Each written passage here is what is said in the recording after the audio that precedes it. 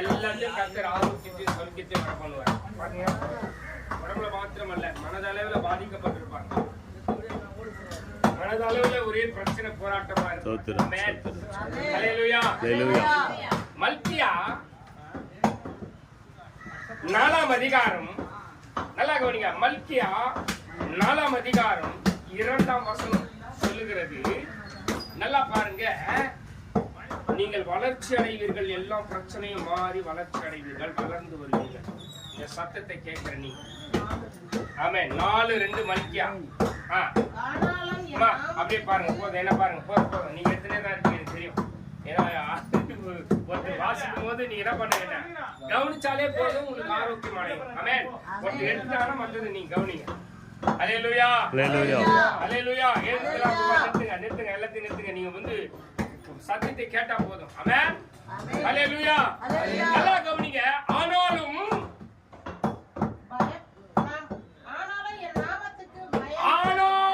என் நாமத்துக்கு பயந்து நடக்கிற, நல்லா கவனிங்க, கூடி இருக்கிற கையளவு மேகம் போல கூடி இருக்கிற உங்கள் மேல், நான் சொல்றேன், உங்கள் மேல் அந்த நீதியின் சூரியன் உதைக்குது.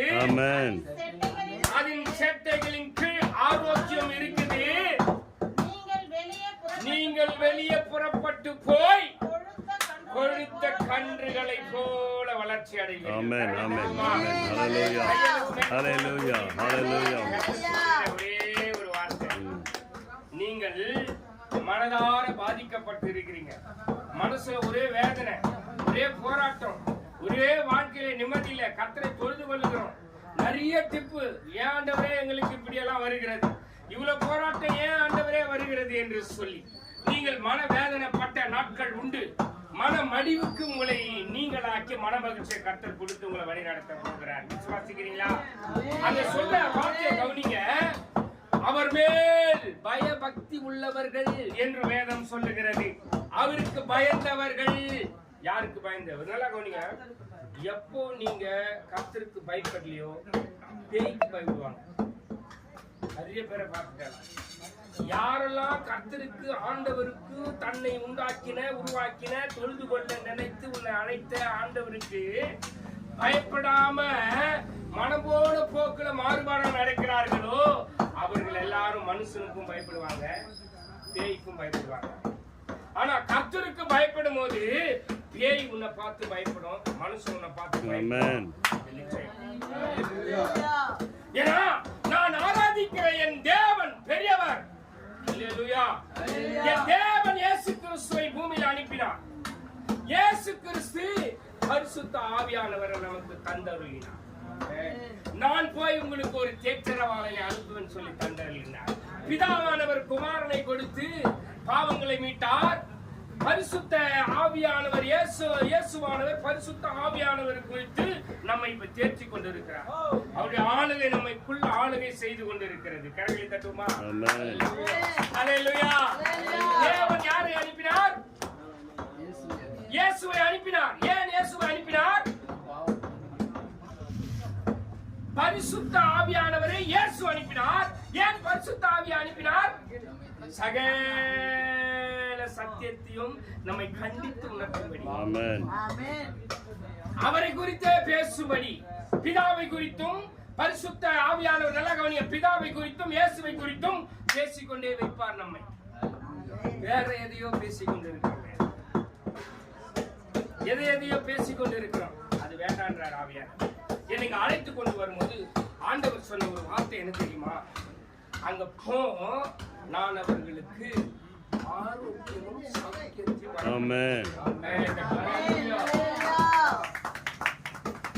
ஆரோக்கியம் என்பது, சௌக்கியம் என்பது பெரிய மிக முக்கியமானதுங்க. டாக்டரால கூட குணப்படுத்த முடியாத வியாதி அப்பாவால குணப்படுத்த. 12 வயசு குழந்தை மரித்த குழந்தைய, 12 வயது குழந்தைய மரித்த குழந்தைய எழுப்ப போகும்போது குழந்தை மரணாவஸ்தையா தான் இருக்கிறாங்க. போகிற வயலே குழந்தை மரிச்சிட்டு யாருவின், அதாவது ஜப ஆலய தலைவன் யாவிரின் மகள், அல்லேலூயா அல்லேலூயா, மரித்த தருணத்தில் இருக்கும்போது நான் வந்து சுகமாக்குறேன்னு சொல்லி ஆண்டவர் நடந்து வரும்போது 12 வயது இல்ல 12 வயதுள்ள அந்த மகள் மரித்து போகிறாள், ஆனால் எழுப்புறாள். எத்தனை வயசு மகளுக்கு? ஆனா 12 வருஷமாய் வியாதி இருந்த ஒரு ஸ்திரீயை குணமாக்குறார். 12க்கு வித்தியாசம் இருக்கு, கவனிங்க. அதே வசனத்துல 5ஆம் வசனம், மார்க்ல 5ஆம் வசனம் சொல்லுகிறது, நல்லா கவனிங்க. 5ஆம் வசனம், 5ஆம் அதிகாரம் 23ஆம் வசனம். ஆகையால் நல்லா கவனிங்க. 5:23 மார்க். என் குமாரத்தி மரண அவஸ்தைப்படுகிறாள். அவள் ஆரோக்கியம். நல்லா கவனிங்க. ஆரோக்கியம் வந்தா அவள் ஆரோக்கியம் அடையபடிக்கு நீர் வந்து அவள் மேல் உன் கைகளை வைத்தால் போதும் ஆண்டவரே, அவள் சுத்தமாவாள். மரண அவஸ்தை, நல்லா கவனிங்க. மரண அவஸ்தைப்பட்டு கொண்டு இருக்கிறாங்க. இன்னைக்கு அநேகர் பார்த்தீங்கன்னா மரண அவஸ்தைப்பட்டு கொண்டு இருக்கிறாங்க. ஹாஸ்பிட்டல்ல வியாதி, வியாகுலம், கவலை, கண்ணீர், போராட்டம், மரண அவஸ்தை பட்டு கொண்டு இருக்கிறவர்களை தான் கர்த்தர் இந்த நாள்ல கர்த்தர் அற்புதமான சுகத்தையும் ஆரோக்கியத்தையும் பலத்தையும் கொடுத்து அவளை தட்டி எழுப்பி உற்சாகப்படுத்த போகிறார். இந்த நாட்களில நம்ம வந்து கொண்டு இருக்கிறோம். ஆமென். ஹல்லேலூயா. யாக்கோபே, மன வேதனை நீங்கி சுகமா இருப்ப. ஹல்லேலூயா. உன் மனதுக்குள்ள ஒரே போராட்டம், ஐயா ஒரே போராட்டம், அது மாறும். ஹல்லேலூயா. குடும்பத்துல ஒரு சந்தோஷம், மகிழ்ச்சி இல்ல, அது இருக்கும்ன்றார் கர்த்தர். சொல்றேன், அது இருக்கும். இனிமே அந்த பிரச்சனை எல்லாம் மாறும். உங்களுக்கு இருக்கிற அந்த போராட்டங்கள் மாறும். நீங்க எப்போ ஒற்றுமையா இன்னும் நீங்கள் அதிக கர்த்தருக்குள்ள பலப்படணும்னு நினைக்கிறீங்க, பலப்படணும்னு வரீங்க. ஆனா ஒரு ஆவி உங்களை தடுத்து போராட்டத்துக்குள்ள ஆக்குது.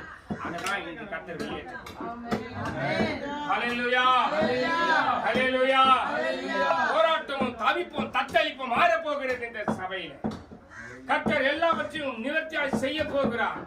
எல்லாவற்றையும் அற்புதமாய் செய்ய போகிறார். வீட்டு காரியமா இருந்தாலும் சரி, உங்களுடைய வீட்டுல இருக்கிற பிள்ளைகளுடைய பிரச்சனை போராட்டமா இருந்தாலும் சரி, கர்த்தர் மாற்ற வல்லவராய் இருக்கிறார். சொல்லுகிற ஒரே ஒரு வார்த்தை பாருங்க, நீங்க வந்தா போதும், நீங்க தொட்டா போதும், சுகமடைவாங்க மகன். ஆமென். அந்த விசுவாசம் நமக்குள்ள வரணும். விசுவாசமானது நம்பப்படுகிறவர்களின் உறுதியும் காணப்படாதவைகளின் நிச்சயமா இருக்கிறதா. ஆக எனக்கு பிரியமான தேவ ஜனமே, தேவனை ஆராதிக்கிற தேவ ஜனமே, இயேசு கிறிஸ்து ரத்தத்தினால் மீட்கப்பட்ட தேவ ஜனமே, அந்த சராசரங்களையும் படைத்த அன்பரை தொழுது கொள்ளுகிற தேவ ஜனமே, நீங்க சாதாரணவர்கள் அல்ல. அப்பாவுக்கு இடம் கொடுங்க அப்படிங்க. அப்பாவுக்கு கொஞ்சம் இடம் கொடுங்க, நான் வந்து எல்லாவற்றையும் செய்து முடிப்பேன். கர்த்தர் சொல்றாரு, உங்களுக்கு ஆரோக்கியத்தையும் சௌக்கியத்தையும் வர பண்ணுவேன். அதன் சேட்டைகளின் கீழ் ஆரோக்கியம் இருக்கும். அவர் சேட்டைகளின் கீழ் ஆரோக்கியம் இருக்கும். நீங்க வெளியே புறப்பட்டு போய் கொழுத்த கன்றுகளை போல வளர்ச்சி அடைவீர்கள். வளர்ச்சி கூட அடையல. நிலை நிறுத்தாதான் அடுத்தது வளர்ச்சி வர முடியும். ஹல்லேலூயா. குடும்பத்தில் இருக்கிற போராட்டமே பெரிய போராட்டமா இருந்தா வளர்ச்சி அடைய முடியாது. ஆக கர்த்தர் அந்த போராட்டத்தை மாற்றி உங்களை தேய்ச்சி வளர்ச்சி அடைய செய்ய போகிறார். வாழ்க்கை வளர்ச்சி அடையும். பிள்ளைகள் வாழ்க்கை வளர்ச்சி அடையும். பிரச்சனைகள் மாறும், போராட்டங்கள் மாறும், உங்கள் நிந்தை மாறும், உங்க அவமானங்கள் மாறும். எந்த இடத்துல வெட்கப்பட்டு தலை குனிந்து நின்னாயோ அந்த இடத்துல உன்னை தலை நிமிர பண்ணுகிற கர்த்தர் இயேசு. என் பிதாவானவர், அதாவது பிதாவானவர் குமாரனை இந்த பூமியில ஆவிகளை ரட்சிக்க கொடுத்தார். இயேசு கிறிஸ்து பரிசுத்த ஆவியானவரை நம்மை கண்டித்து உணர்த்தும்படி, இது செய்து செய்யாத என்று நம்மை கண்டித்து உணர்த்தும்படி இயேசுவானவர் பரிசுத்த ஆவியானவர் நமக்கு கொடுத்தார். தேற்றரவாளன் அவர்தான் பரிசுத்த ஆவியானவர். தேற்றரவாளன் பரிசுத்த ஆவி தேற்றிட வாருமே, ஆற்றலை கொடுத்து அன்பாய் நடத்தும் ஆவியே வாருமே. அவர் அப்படியே அந்த பரிசுத்த ஆவியில உங்களை நடத்தும். அற்புதமா சொல்லுது பாருங்க வார்த்தை. அவரு மார்க் 5:23 மறுபடியும் வாசிங்க. என் குமாரத்தி மரண அவஸ்தை இருந்து பாருங்க. அது வியாதி. மரண அவஸ்தை வியாதி. அந்த மரண வியாதி நிமித்தம் துக்கம், அந்த மரண வியாதி நிமித்தம் தகப்பனுக்கு தூக்கம் இல்லை. அந்த மரண வியாதி நிமித்தம் எல்லாருக்கும் போராட்டம். எல்லா ஜனங்களும் இடையில வந்து ஒருத்தர் சொல்றாரு, இனி போதகரை நீ வருத்தப்படுத்தாதே. ஆனா ஆண்டவர் என்ன தெரியுமா சொல்றாரு? எல்லாரையும் பார்த்து சொல்ல, நல்லா கவனிங்க, தகப்பனை பார்த்து சொல்றாரு உடனே அப்படின்னு இருக்கும். அப்படிதானே இருக்குது, உடனே உடனே இருக்கும். அல்லேலூயா. பிள்ளையின் தகப்பனை பார்த்து சொல்றாரு, நீ விசுவாசி, விசுவாசமா பயப்படாதிரா, பயப்படாதிரு. ஏன் தெரியுமா உடனே சொல்றாரு? விசுவாசத்தை தவிர்க்கும்படி அவிசுவாசத்தை கொண்டு வரும்படி அநேகர் உள்ள வருவாங்க. ஆனாலும் நீங்க நீ விசுவாசத்தால் தேவனுடைய மகிமையை காண்பார். அதனாலதான் விசுவாசித்தவர்களையும் தாய் தகப்பனையும் கூட்டின்னு போயிட்டு பிள்ளைய உயிரோடு எழுப்புறாங்க. எல்லாம் சந்தடி போட்டு அழுகுறாங்க. எல்லாரையும் வெளியே அனுப்பினார். தேவையில்லாததெல்லாம் வெளியே அனுப்பினார். தேவை உள்ளவர்களை உள்ளே இழுத்தார். தேவையில்லாததை வெளியே எடுத்து போடுங்க, கர்த்தர் உங்களோடு கூட இருக்கிறார். தேவையில்லாததை வெளியே எடுத்து போடுங்கள், கர்த்தர் உங்களோடு கூட இருக்கிறார். அந்த வெளியே எடுத்து போடும்போது தான் கர்த்தருடைய மகிமை உங்க மேல இருக்கு. அந்த வல்லமை செயல்படும். நான் உங்களுக்கு ஆரோக்கியத்தை வர பண்ணுவேன் என்று சொன்னாரே, அந்த ஆரோக்கியத்தை நிச்சயமா சரீரத்துல வர பண்ணுவாங்க.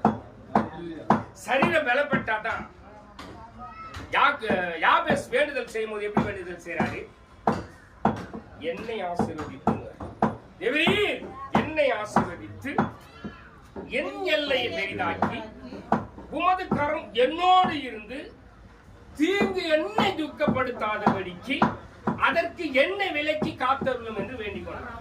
எல்லாம் அவையே தான். நான் நல்லா இருந்தா தான் என் குடும்பம் நல்லா இருக்கும். சொல்லுங்க, நான் பலப்பட்டா தான் என் குடும்பம் பலப்படும். அல்லேலூயா. நீங்க ஜெபம் பண்ணுங்க. என்ன சொல்லி ஜெபம், உனக்காக நீங்க ஜெபம் பண்ணுங்க, உனக்காக நீ ஜெபம் பண்ணுங்க. கர்த்தர் உங்களை ஆசீர்வதிக்க தான் வந்தார். பூமியில் இந்த மாதிரி பிரச்சனை, இந்த மாதிரி போராட்டம், தேவையில்லாத இடத்துக்கு போனீங்கன்னா பிரச்சனை வரும். தேவையில்லாத இடத்துக்கு போனீங்கன்னா நம்மளுக்கு சரீரத்துல ப்ராப்ளம் வரும். ஹல்லேலூயா, ஹல்லேலூயா, ஹல்லேலூயா. எதிர்ப்பா நம்ம மேல ஏறுவாங்க யாரா இருந்தாலும். ஹல்லேலூயா, ஹல்லேலூயா, ஹல்லேலூயா. அப்படியே நம்மளுக்கு பிசாசானம் அப்படியே அதான் சொல்ற வேதத்துல நம்ம பார்த்தோம் தெரியுமா? செமையான இடத்தில் என் கால்கள் நிற்கிறது, தேவையில்லாத இடத்துக்கு நான் போல ஆண்டவரே அப்படின்னு சொல்லி சங்கீதத்துல படிக்கல. நம்ம எத்தனாவது சங்கீதத்தை படிச்சோம்? 26 நாள்ல தானே படிச்சோம். என்னம்மா படிச்சோம்? 4 வாசிங்க. சங்கீதம் தான்.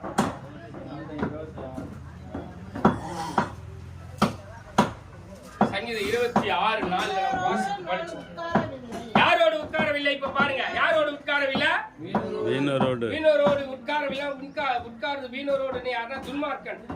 துன்மார்க்குடைய ஆலோசனை நடவாமலும் பாவிகளுடைய வழியில் இல்லாமலும் பரியாசக்கார் உட்காரும் இடத்தில் பரியாசக்கார் உட்காரும் இடத்திலே அவங்கதான் வீணர். தேவையில்லாத உட்கார கூடாது, தேவையில்லாத பேசக்கூடாது, தேவையில்லாத வார்த்தையை நம்ம பேசக்கூடாது. அவங்க ஜனங்கள், நம்ம தேவ ஜனங்கள். ஜனங்களுக்கும் தேவ ஜனங்களுக்கும் வித்தியாசம் உண்டு. அல்லேலூயா. அவங்க ஜனங்கள் அவள்தான், அவர்கள் பூர்ணம் அடைந்தவர்கள், நாமெல்லாம் பரிபூர்ணம் அடைந்தவர்கள். ஆமென். அல்லேலூயா. பூர்ணத்துக்கும் பரிபூர்ணத்துக்கும் வித்தியாசம் இருக்கு. இயேசு கிறிஸ்து ஏற்றுக்கொண்டா பரிபூர்ணம். ஆமென். ஆக எனக்கு அருமையான தேவ ஜனமே, ஆண்டவராகிய இயேசு சொன்னார், நான் உங்களுக்கு ஆரோக்கியத்தை வர பண்ணுவேன். ஆரோக்கியம் என்பது உடம்புல இருக்கிற பிரச்சனை மாறணும். முதலாவது நம்ம ஹார்ட் எது வந்தாலும், நம்ம அவயவங்கள்ல எந்த ப்ராப்ளமா இருந்தாலும் அதெல்லாம் மாறும் என்று கர்த்தர் சொல்கிறார். என்னோடு சார்ந்தவர்களுக்கும் சபையில வந்தவர்களுக்கும் நம்ம போகிற இடத்தில் எல்லாமே அந்த ஆரோக்கியத்தை கர்த்தர் வர பண்ணுவார். ஆமென். நிறைய பேர் நம்ம அதுக்கு முன்னாடி எல்லாம் பார்த்தீங்கன்னா எழுதுவாங்க, நோயற்ற வாழ்வே குறைவற்ற செல்வம். எதுவுமே கிடையாது, அதெல்லாம் எதுவுமே கிடையாது. நோயற்ற வாழ்வே குறைவற்ற குறைவற்ற செல்வம். அப்போ மனுஷனுக்கு ஆரோக்கியம் சௌக்கியம் மிக முக்கியம். எப்படி இருக்கணுமா உடம்புல? ஆமா, கொஞ்சம் சோர்ந்து போனாலே அதுலயே வியாதி வந்துடும். என்னடா இது இந்த மாதிரி போராட்டம் இருக்குது, நான் எங்க போவேன், நான் எந்த இடத்துக்கு போவேன், உண்மை விட்டா யாரு நாங்க போவேன், எங்க போனாலும் பிரச்சனை தான் இருக்குது, உண்மை விட்டு தூரம் போனாலும் அங்க அதோடய பிரச்சனை தான் இருக்குது, நான் எங்க ஆண்டவரை போவேன், உண்மைதான் ஆண்டவரை பின்பற்றுவேன். வியாதி வியாகுலம் கவலை கண்ணீர் எது வந்தாலும் பின்பற்றி வந்த உங்களுக்கு கர்த்தர் சொல்கிறார், உங்களுக்கு என்ன வர பண்ணுவீங்கன்னு சொன்னார்? ஆரோக்கியம்.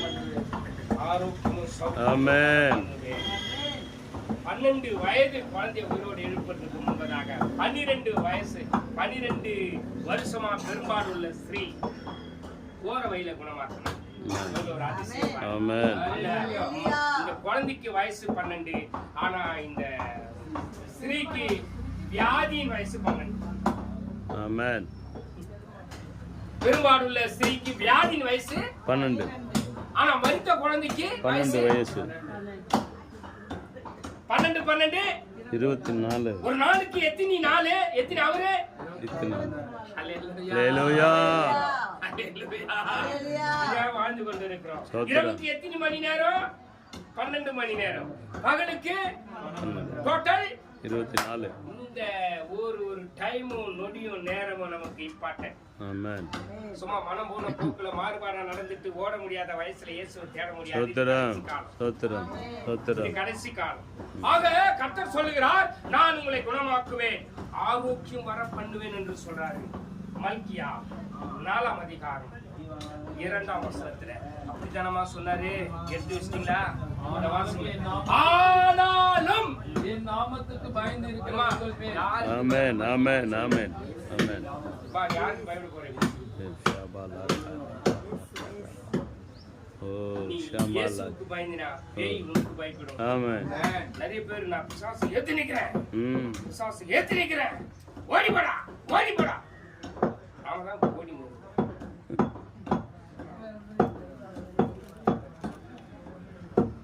எப்படி ஓடுறோம் தெரியுமா? பலவிதமான பிரச்சனை, கடன் தொல்லை, அந்த தொல்லை, இந்த தொல்லை, சரீர போராட்டங்கள்ல ஓடி நிற்கும். ஏன் தெரியுமா ஓடுறோம்? தேவனுக்கு கீழ்ப்படிங்க. பிசாசுக்கு ஏத்தி நிற்கணும்னா எப்படி இருக்கணுமா? தேவனுக்கு கீழ்ப்படிந்து பிசாசுக்கு ஏத்தி. வேதம் தெளிவா சொல்லுது பாருங்க. தேவனுக்கு கீழ்ப்படிந்து பிசாசுக்கு எதிர்த்து நில்லுங்கள், அப்பொழுதுதான் அவங்கள விட்டு ஓடி போவான். இல்லனா அவன் நம்மள ஓட போவான். ஏன்னா பூமியில எல்லாமே அவனுக்கு இருக்குது. ஆனா ஆண்டவர் ஜெயிச்சு அதை நமக்கு கொடுத்துருக்காரு. எப்படி ஓட்டலாம்னா தேவனுக்கு கீழ்ப்படிந்து அவனுக்கு சர்வாயுதத்தை தரித்துக் கொள்ளலாம். சர்வாயுதத்தை தரித்துக் கொண்டு அவனுக்கு எதிர்த்து நின்று போராடி ஜெயிக்கலாம். போராட்ட நேரங்களில் போர்க்கொடி கொடுத்தீரையா, போர்க்கொடி கொடுத்தீரையா ஏசையா, போராடி ஜெயித்தேனையா, நன்றி இயேசுவே, நன்றி இயேசுவே. சொல்லுங்க, நன்றி இயேசுவே, நன்றி இயேசுவே, நன்றி இயேசுவே, நன்றி இயேசுவே. கடந்த வாரம் முழுவதும், கடந்த மாதம் முழுவதும், கடந்த மாதம் முழுவதும், இந்த வாரம் முழுவதும், இந்த நாள் முழுவதும், இந்த நிமிடம் வரையிலும், இந்த நொடி வரையிலும் எங்களை காத்தீரையா, நன்றி எனதே செய்யா, எனதே செய்யா. சாக போகிற உங்களை சாகாதபடி காத்தார். செத்துலான்னு சொல்லி வேதனையோடு இருந்த அந்த மன உளைச்சலை மாற்றி நான் இருக்கிறேன் என்று சொன்னவரே ஆண்டவராய் இயேசு. Hallelujah. Amen. Praise the Lord. உங்கள் துக்கம் சந்தோஷமாய் மாறும் என்று சொன்ன ஒரே ஒருவர் என் ஆண்டவராய் இயேசு கிறிஸ்து ஒருவர் மாற்றுகிறார். துக்கங்களை சந்தோஷமாய் மாற்றுகிறவர் இயேசு கிறிஸ்து ஒருவர் மாற்றுகிறார். ஆக இந்த சத்தத்தை கேட்டுக்கொண்டிருந்து உள்ளே கேட்டுக்கொண்டிருக்கலாம், வெளியே கேட்டுக்கொண்டிருக்கலாம். இயேசு கிறிஸ்து துக்கத்தை மாற்றுகிறவர். ஒருவேளை குடும்பத்தில் சமாதானம் இல்லாமல் இருக்கலாம், போராட்டங்கள் இருக்கலாம், கண்ணீர் இருக்கலாம், கடன் தொல்லைகள் இருக்கலாம். கர்த்தர் அதை மாற்றுவார். ஆரோக்கியம் சௌக்கியம் வர பண்ணுவேன் என்று சொன்னார். ஆரோக்கியம் வர பண்ணுகிற கர்த்தர், சரீரத்தில் பாடுகள் மாற்றுகிற கர்த்தர், சரீரத்தில் இருக்கிற பிராபலத்தை ஆண்டவர் மாற்றி ஆரோக்கியத்தை தருகிற கர்த்தர் என் ஆண்டவராகிய இயேசு கிறிஸ்து. மறுபடியும் சொல்றேன், பிதாவானவர் குமாரனை மனிதனுடைய பாவங்களை மன்னிக்கும்படி அனுப்பினார். ஆதியில செய்திருந்த திட்டம் தீர்மானம். அவரை அனுப்பிதான், இயேசு கிறிஸ்து அனுப்பிதான் நம்ம மீட்டார். அதனாலதான் நம்ம அவரை பற்றி கொண்டு தொழுது கொண்டு இருக்கோம். ஆனா இயேசு கிறிஸ்து யாரை கொடுத்தார்? தேற்றரவாளன். நான் போய் ஒரு தேற்றரவாளனை அனுப்புவேன். நான் வந்தா தான் அவரு, நான் போனா தான் அவர் வருவாரு. எவ்வளவு அழகா இருக்குது பாருங்க வார்த்தை. ஆமென். ஹல்லேலூயா. ஹல்லேலூயா. யோவான்ல எழுதி இருக்கிறது. யோவான் 14ஆம் அதிகாரம் 26ஆம் வசனம் நினைக்கிறேன். அதுல தான் சொல்றாரு, நான் ஒரு தேற்றரவாளனை உங்களுக்கு அனுப்புகிறேன். ஹல்லேலூயா. ஹல்லேலூயா. ஹல்லேலூயா. ஹல்லேலூயா. வாசிக்க கேட்போம். யோவான் 14ஆம் அதிகாரம் 26ஆம் வசனம். என் நாமத்தினாலே, என் நாமத்தினாலேனா இயேசு கிறிஸ்துவாலே பிதா அனுப்ப போகிற பரிசுத்த ஆவியாகிய தேற்றரவாளனே எல்லாவற்றையும். ஹல்லேலூயா. இப்போ இயேசு போனதான் தேற்றரவாளன் வருவார். அப்போ ரெண்டு பேரும் யார் அனுப்புறது? பிதா தான். ஆனா இயேசு கிறிஸ்துவால தான் பரிசுத்த ஆவி வர முடியும். இயேசு கிறிஸ்து போனதான் பரிசுத்த ஆவியானவர் வர முடியும். அப்ப ரெண்டு பேரும் யார் அனுப்புறது? பிதா. அப்ப குமாரன் போனதான் பரிசுத்த ஆவியானவர் வருவாரு. அல்லேலூயா. அல்லேலூயா. குமாரன் பாவங்களை மன்னிக்கும்படி கொடுக்கப்பட்டார். பரிசுத்த ஆவியானவர் நம்மை கண்டித்து உணர்த்தும்படி கொடுக்கப்பட்டார். ஆமென். ஆமென். ஆமென். ஆமென். இந்த மாதிரியான தெய்வம் எங்குமே இல்லையா? அல்லேலூயா. இந்த மாதிரி தெய்வத்தை நம்ம பார்த்திருக்கிறோமா? ஸ்தோத்திரம். எவ்வளவு அற்புதமா இருக்குது பாருங்க. அந்த மாதிரியான ஆண்டவரை தான் நம்ம தொழுது கொள்றோம். கண்டித்து உணர்த்துகிறவரை தான் தொழுது கொள்றோம். நம்ம எல்லா பிரச்சனையும் ஆண்டவரே அவரோடு மன்றாடி அப்படியே நம்ம சரணடை. அவர்தான் சரணாகதி. ஆமென். ஆமென். ஹல்லேலூயா. ஹல்லேலூயா. நான் நல்லா சொன்னேன், கவனிங்க. நீங்கள் கொழுத்த கன்றுகளை போல வளர்ச்சி அடைவீர்கள். ஆமென். ஆமென். ஆமென். ஆமென். ஃபர்ஸ்ட் ஆரோக்கியம் அடைவேன். ஃபர்ஸ்ட் ஆரோக்கியமான வளர்ச்சியா இருக்கும். ஆரோக்கியம் இல்லாம ஆரோக்கியமான வசனத்தை நீங்க ஏற்றுக்கொண்டு அந்த ஆரோக்கியத்தை அடையாம நீங்க வளர்ச்சி அடையவே முடியாது. ஃபர்ஸ்ட் மனதளவில் ஆரோக்கியமா இருக்கணும். நீங்க சரீரத்துல ஆரோக்கியமா இருக்கணும். நம்ம உள்ளத்துல ஆரோக்கியமா இருக்கணும். ஹல்லேலூயா. ஹல்லேலூயா. கர்த்தர் மனுஷன் பார்க்கிறமாய் முகமாய் பார்க்கிறது இல்ல, கர்த்தர் உள்ளத்தை பார்க்கிறார். ஆமென். மனுஷன் முகத்தை பார்க்கிறார், கர்த்தரோ இருதயத்தை பார்க்கிறார். உள்ளத்தை பார்க்கிறாரையா. அதனால தான் உன்னை இதுவரையிலும் உயிரோடு வச்சிருக்கார். ஆமென். ஹல்லேலூயா. ஹல்லேலூயா. ஹல்லேலூயா. ஆக நீங்க வளர்ச்சி அடைவீர்கள். ஆரோக்கியம் அடைந்தா தான் வளர்ச்சி அடைய முடியும். ஆமென். அப்ப ஆரோக்கியம் சரீரத்துல வேணுமே. அப்ப ஆரோக்கியம் வேணும்னா நம்முடைய பாவங்களை சுபாவங்களை எல்லாவற்றையும் மாத்திரமல்ல, நம்முடைய நோய்களையும் சிலுவையிலே சுமந்தார். ஆமென். அக்கிரமங்களை மாத்திரமல்ல, நோய்களை சிலுவையிலே சுமந்தார். ஆமென். ஆமென். அப்ப நோய்களை சிலுவையிலே சுமந்த என் ஆண்டவராகிய இயேசு கிறிஸ்து உன் மன வேதனையை நீக்கி உங்களுடைய பிரச்சனையை மாற்றி நீங்க போகிற இடத்துல எல்லாம் வளர்ச்சி அடைபடி செய்வார். ஆமென். ஆரோக்கியம் உன் மனதளவுல சரீரத்துல உங்களுக்கு எல்லா பிரச்சனையும் நீங்கள் ஆரோக்கியம் அடையும். சரீரத்தை மாத்திரமல்ல, உள்ள ஆரோக்கியம் அடையும். ஆனந்த மகிழ்ச்சி அடையணும்னா கர்த்தரோடு இணைந்து கர்த்தரோடு பழகும். உங்களுடைய பழக்கம் எங்க இருக்கணும்னா ஆண்டவரோடு இருக்கணும். இங்க இங்க வந்துட்டு வேற எங்கன்னா ஒரு பழகக்கூடாது. பழக்கத்திலேயே கர்த்தர் உங்களுடைய ஆசீர்வாதத்தை வைத்திருக்கிறார்.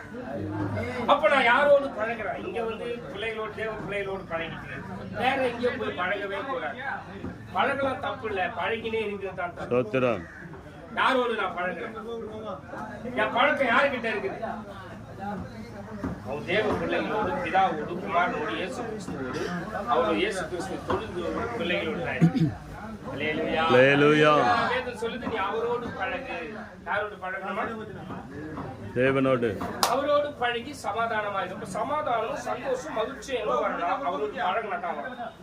இங்க கொஞ்ச நேரம் பழகிட்டு உலகத்தாரோடு கூட கொஞ்ச நேரம் பழகிறது, அதான் பழக்கம் வழக்கம் இல்லைங்க. பழக்கம் வழக்கம் மாறணும். ஆமென். அல்லேலூயா. அல்லேலூயா. வேதம் சொல்லுகிறது, யோபு 22ஆம் அதிகாரம் 21ஆம் வசனம் சொல்லுகிறதை கவனிங்க.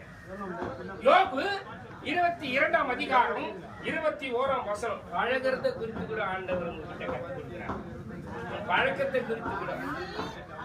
யாரு அவர்னா? யாருங்க அவர்னா? யாரு? ஆதியில வந்து அவர் தலையை நசுக்குவார். அவர்னால இயேசு கிறிஸ்து வந்துடுறாரு. 15 வந்துடுறாரு. அல்லேலூயா. அல்லேலூயா. 3 ஆதியாகமத்துல 3:15 வந்துடுறாரு. அவர் உன் தலையை நசுக்குவார். எனக்கு அருமையான தேவ ஜனமே, தேவனை ஆராதிக்கிற தேவ ஜனமே, நீ அவரோடு பழகி சமாதானமாயிரும். அதனால் உனக்கு நன்மைகள் வரும். கரங்களை தட்டுமா? Amen. Praise the Lord. Praise the Lord. Praise the Lord. Praise the Lord. Praise the Lord. வேதத்திலே உள்ள வார்த்தைகள் ரொம்ப அற்புதமான வார்த்தைகள். ஏயா தேடி எடுத்தால கண்டுபிடிக்க முடியாது. தேடி எடுத்த அழகா கண்டுபிடிச்சு அழகா அந்த வாழ்க்கையை நம்ம வாழ்ந்தோம்னு சொன்னா நிச்சயமாக உங்க போராட்டங்கள் மாறும். ஆமென். குணாதிசயங்கள் மாறணும். என்ன மாறணுமா? ஜென்ம சுபாவங்கள் மாறணும். ஜென்ம சுபாவம் மாறணும்னா கிறிஸ்துவை ஏற்றுக்கொண்டு உலகத்துல என்னையா கிறிஸ்து ஏற்று இருக்கிறாங்கன்னு சொல்லி மத்தவங்க சொல்லாத அப்படின்னா என் ஜென்ம சுபாவம் மாறணும். ஆண்டவரே நீங்க மாற்றத்தான் ஆண்டவரே என்ன வந்தீங்க. ஒரே சண்டை, ஒரு எதை பார்த்தா எரிச்சல், எதை பார்த்தாலும் கோபம். இதைத்தான் கோபத்தை நிகழ்ந்து உக்கரகத்தை விட்டு விட்டு பொல்லாப்பு செய்ய ஏதுவான எரிச்சல் உனக்கு வேண்டாம். எரிச்சல் வரதுனாலதான், கோபம் வரதுனாலதான் குடும்பத்துல குழப்பம் வருது, பிரச்சனை வருது, போராட்டம். நீ அவரோடு பழகு. பழகுறவர் யார் தெரியுமா? அல்லேலூயா. சாந்தம் உள்ளவரியா? ஆமென். சாந்தம் உள்ளவரியா? ஆண்டவர் சொன்ன ஒரே வார்த்தை உலகத்துல பூமியில ஒரே ஒருத்தர் சொல்ல ஒருத்தர் சொன்னார் தெரியுமா? சாந்த குணமுள்ளவர்கள் பூமியை சுதந்தரிப்பார்கள். ஆமென். ஆமென். ஆமென். அல்லேலூயா. சாந்த குணமுள்ளவர்கள் பூமியை சுதந்தரிப்பார்கள். பூமியை மாத்திரமல்ல குடும்பத்தை சுதந்தரிப்பார்கள். ஆமென். குடும்பத்தை மாத்திரமல்ல பிள்ளைகளையும் சுதந்தரிப்பார்கள். சுதந்திரமா இருப்பார்கள். சுகபோகமா வாழ்வார்கள். சுகபோகமா இல்ல, சுகமாய் வாழ்வார்கள். ஆமென். சுகபோகமா வாழ்றதுக்கும் சுகமாய் வாழ்கிறதுக்கு வித்தியாசம் இருக்கு. அல்லேலூயா. அல்லேலூயா. உங்களுடைய கோபத்தை நிகழ்ந்து உக்கிரகத்தை விட்டுவிடு. பொல்லாப்பு செய்ய ஏதுவான ஏற்றலுள்ள வார்த்தைகள் வேண்டாம். உன் வார்த்தையினால தேவன் கோபம் உண்டு. உன் வார்த்தை மிகவும் கவனமா இருக்க வேண்டும் என்று ஆண்டவர் விரும்புகிறார். உன் வார்த்தையினாலதான் பிரச்சனை வருது. தேவையில்லாத உன் வார்த்தை பேசுகிறதுனாலதான் போராட்டம் வருது. தேவன் உன் வாயின் வார்த்தையினாலே கோபம் கொண்டு உன் கையின் கிரைகளை அழித்துக் கொண்டிருக்கிறார். அவர் கையின் பிரயாசத்தை ஆசீர்வதிக்கிற கர்த்தர் அல்லவா? எவ்வளவு சம்பாதிச்சாலும் நிக்க மாட்டேது, எவ்வளவு சம்பாதிச்சாலும் போயின்னு இருக்குது. அல்லேலூயா. அல்லேலூயா. அல்லேலூயா. அல்லேலூயா. குடும்பத்தை வாழ்க்கையில ஒரு சாந்தத்தை சமாதானத்தை கொண்டு வருவார். பழக்கம் யாரோடு இருக்கு? அல்லேலூயா. ஆமென். செம்மையான இடத்துல என் கால் நிற்கும். ஆமென். செம்மையான இடத்துல என் கால் போய் நிற்கும். நான் தான் பாதைக்கு வெளிச்சம் சொன்ன இயேசு ஒரு மாற்று. நானே வழின்னு சொன்னேன். அந்த வழியில் நடக்கிற பாதங்கள் எப்படி இருக்குமா? செம்மையா. பழக்கத்துக்கும் வித்தியாசம் இருக்கு. பழக்கம் என்றால் என்ன? பழகுறது என்றால் என்ன? பழக்கம் என்றால் தேவையில்லாத பழக்கங்கள். லைட்டா மாவா, லைட்டா பால்பராக்கு, லைட்டா எதனா ஒண்ணு கத்திரி பிள்ளைங்களால சேர்ந்து இதெல்லாம் வந்து என்னதான் பழக்கம். பழகு. பழக்கத்தை விட்டு பழகு. இப்ப பழக்கத்தை விட்டுட்டோம். யாரோட பழக்கம்?